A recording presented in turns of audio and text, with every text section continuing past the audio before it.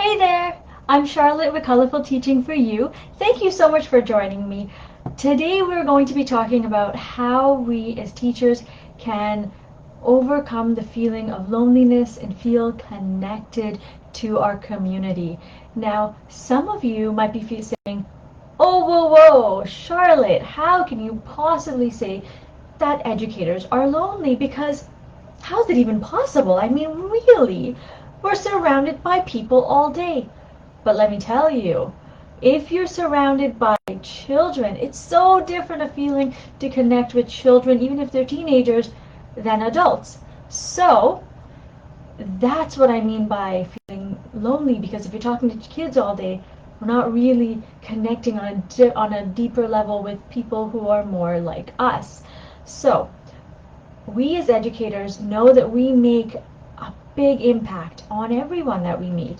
And in order to continue making that impact, we need to first take care of ourselves, most especially our mental health. Okay, so let's get started. The first, we're going to talk about 4 different ways that we can move past feelings of loneliness. And before I continue, if you'd like some reflection guides for you, it's in my free resource library and the link is going to be associated with this video. So number 1, we call it lunching. And what I mean by this is I'd love to see you, if you've finished all of your work ahead of time, like we've talked about over the past few weeks, then go to the lunchroom and spend some time with your colleagues. Now, it might be a little difficult to spend every single lunch period there. I totally understand because I can't do it all the time.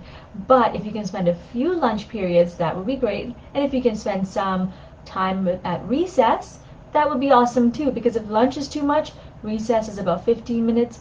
That's doable, at least once or twice a week, if not more than that, right? The second step is connecting. So this is where I'd love to see you connect with your teacher friends outside of the classroom, outside of the school even. So go for lunch, go for uh, dinner, go bowling, go watch a movie. Do something where you're sharing the common interest, but you're not going to be talking about teaching every single moment. I mean, naturally, because you're a teacher and all of you are teachers, you're going to want to talk about teaching. But the awesome thing is when you get out of the school setting, you're not going to be focused on all of the things that you could have done better. What you are going to be focusing on is having fun and laughing about the jokes or little things that happen with your students. That's a great way to reflect because you start to see the things that went well instead of focusing on the negative, right? So that's why we're connecting. The third step is reconnecting. And what I mean by that is all of those friends who are not your teacher friends, I'd love for you to have some time with them. Now, naturally, if you're a teacher, you're going to have some teacher friends and non-teacher friends, and some of them are going to blend in because that's what happens with me. But the focus here is when you go out, you're not talking about teaching. You're talking about everybody else's profession as well. You want to learn about everybody else, and you want to go and have fun beyond teaching all the time.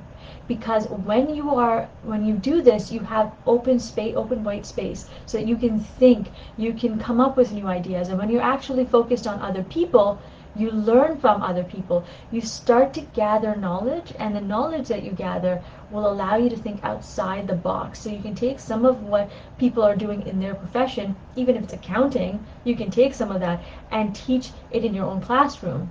And you can say, hey, by the way, I have this accountant friend.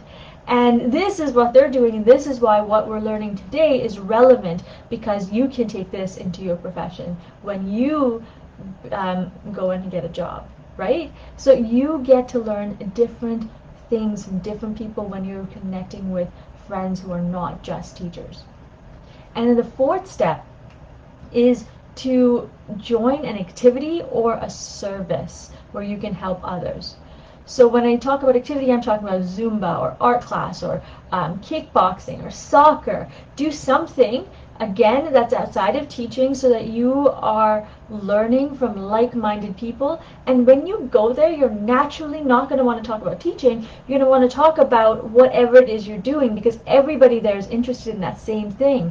So you're going to be talking about, if you're doing art class, you're going to be talking about maybe this new acrylic paint that you are working on. Or if you are learning to knit, you're going to be talking about this awesome new scarf or doll that you're making. And guess what? When you're learning these new skills, you're going to be taking this into your classroom too because you're going to be so excited to show your children something new. And if you're doing something of service, your kids are going to watch this and they're going to learn from you and they're going to want to emulate you, especially the younger they are. They're going to see what you're doing and they're going to want to be like you if you show your enthusiasm in your classroom. And when you go in and you say, hey, guess what we did this weekend, and you share what you've done, they're going to be excited for you too. So that's what I'd love to see you do, and that's going to help you move away from feeling lonely. Now, if you're introverted, all of this is not going to work for you in the same way. So what I'd like to see you do is two things. One, pick a friend who's a teacher friend and connect with them socially. And number two is pick a friend who's not a teacher friend and connect with them socially. Do this, you can do this separately. Now, you might be like my husband he's introverted, he loves to just be by himself, and that's okay for long periods of time. But at some point, loneliness might creep up on you, and you're going to call up your friend and say, hey, I'd love to hang out, but you didn't connect with them for a while. They're probably not going to be as receptive to being with you. So connect with them at least once a week or once every alternate week to maintain that friendship for especially when you need them or they need you.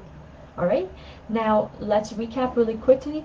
My 4 steps is lunching, number 1. Number 2 is connecting with your teacher friends outside of the school. Number 3 is reconnecting with friends who are not teacher friends. And number 4 is being part of an activity or a service so that you can be with like-minded people. And again, if you're introverted, do 2 things. Do number 2, connecting with people who are not your teacher friends, or who are your teacher friends, and reconnecting with people who are not your teacher friends. Just choose one person. That's it. All right? Now, again, if you want some free resources for your class, check out the free resource library. And in the meantime, remember to create, experience, and teach from the heart. And just so that you know, I won't be here next week because even though I started my first week of school this past week, the kids are coming in this week. And so I'd like to take care of myself as well because that's what I talk about.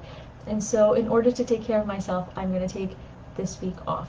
And I will see you again next Friday, at 5:30 p.m. Pacific Central Time.